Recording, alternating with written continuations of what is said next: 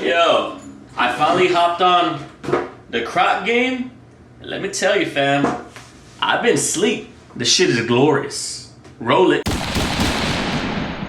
Welcome back to the channel, everybody. My name is Ernest Adiano III. Channel's name is The Third Ernest. Y'all guys are the third family. If you're new to this channel, we break down rap music, we break down bars, we go real in depth. But as you can see today, we are finally back on the Lupe Fiasco, Michael Young history, the cool saga journey. We're halfway through, we got 3 songs to go. I apologize for the service interruption. I was hardcore slacking on the Patreon requests and it crept up on me faster than I thought, so I had to get those all out of the way. But we back, we finna do this last 3 songs. Last time we left off, Michael Young history had just gotten seduced by the streets, and the streets said that she would make him as cool as can be, the coolest. But anybody who knows anybody who's tempted by the streets knows that most people decide to turn a blind eye and say, nah, it's gonna be different for me. I'm not gonna become another slain victim of the streets. Me and the streets, we're gonna rise to the top together and be king and queen. But you and I both know that's not the way shit ever turns out. And FYI, if you hear a difference in the audio, it's because of the beginning portion of the video, I forgot to turn the microphone on. So it's unintentional, but at least you can now hear the before and after of what it sounds like with just the audio from the camera itself and actually attaching a good microphone to it. Hopefully it sounds better because microphone's like 300 bucks. And also the settings of the camera were all out of whack, so I don't even know if the picture looks different. We're gonna find out, I guess. I swear, my seats, nigga, I'ma kill him. I'm going to kill him. Slow, make niggas suffer, you know what I'm saying? Man said life ain't easy. When niggas gotta eat, that's when shit get greasy. Streets be all like, feed me, feed me. When niggas gotta eat, that's when shit get greasy. My man said life ain't easy. When these people gotta eat, that's when shit get greasy. He's talking about when people gotta eat, because you're normally talking about serving the fiends, like you're serving them, like you serve food. When people gotta eat, that's when shit get greasy. Basically setting up a 3.5 minute long punchline, because that's all this song is one big ass punchline. Triple, double, quadruple meanings all in this song. We're about to get into the bread and butter now, pun intended. Because we're talking about food? Never mind, you get it. My man said life ain't easy. When niggas gotta eat, that's when shit get greasy. The streets be all like, feed me, feed me. When niggas gotta eat, that's when shit get greasy. My man said life ain't easy. When niggas gotta eat, that's when shit get greasy. Hey, he had a whole lot of cheese. Plus he was the Mac, had a whole lot of C's. Made a lot of niggas fat, gave a whole lot of G's. Grams, man, he had a whole lot of these. And he would let you hold like a whole lot of keys. Even if you lose some, he would give you new ones. Twice the bread, it's like he had 2 buns.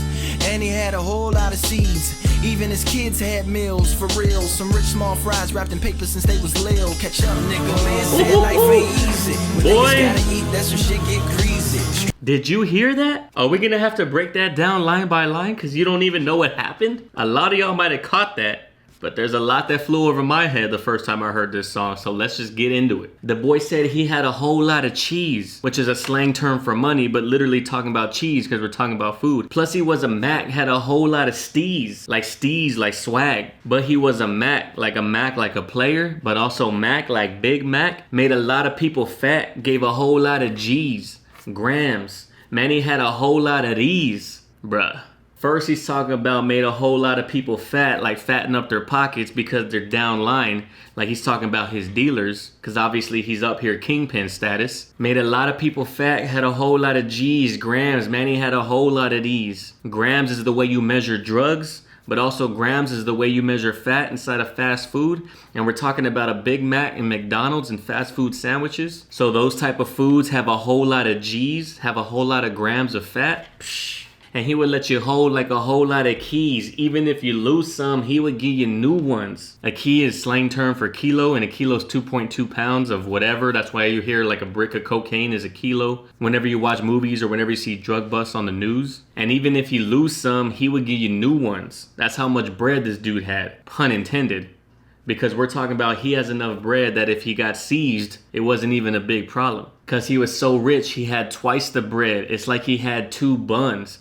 Twice the bread, like the Big Mac has a bun in the middle, so it has extra bread. We're still talking about him being a Mac. And he had a whole lot of seeds. That was one of the Big Mac staples, that had sesames on top of the top bun. So he's talking about had a whole lot of seeds like the Big Mac, because we're still alluding to the Big Mac, but literally seeds as in offspring, literally children. Even his kids had meals, for real, some rich small fries wrapped in paper since they was lil. His kids had meals, kids meals, for real, some rich small fries wrapped in paper since they was lil. Like a small fry, because it's normally not big enough of a size to come in the big cardboard fry holder. When you get a kid's meal, it normally has a little paper fry holder.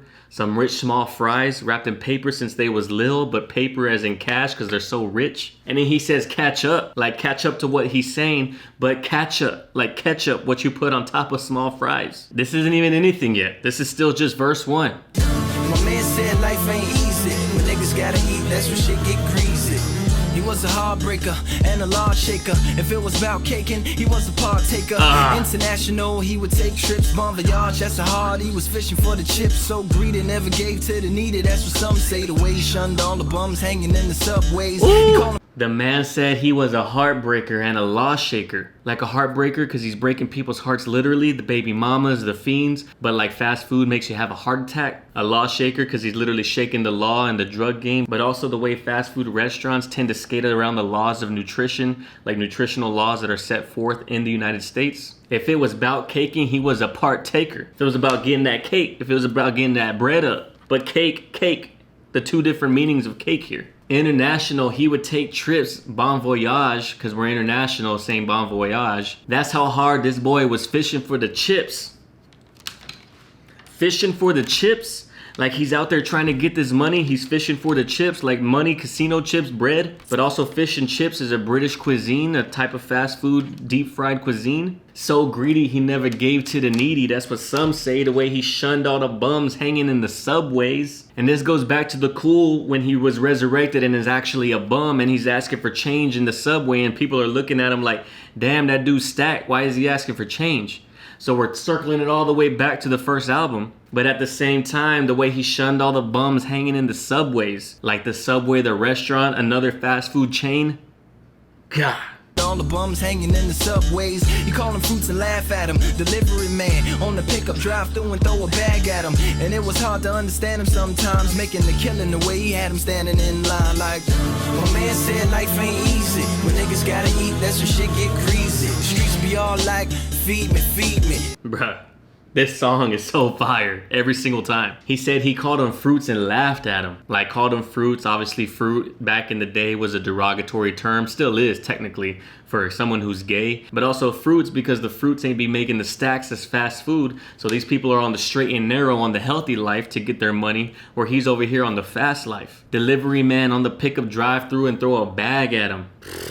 The way the fiends just drive up, they do a little exchange and then they take off. So it's literally like drive-through drug dealing, but he's talking about literally a drive-through of a fast food restaurant. They drive up, you throw the bag through the window, and then they're off. And it was hard to understand him sometimes making the killing the way he had him standing in line, like the way you normally have to stand in line at a fast food restaurant, but also the way the fiends stand in line for the product. They're just waiting for that re-up. Do you see what I'm talking about this song? How it's just one big simile and metaphor for the cool and for the game, and how Lupe is tying in how bad fast food is for us, and he's directly relating it and correlating it to the drug game.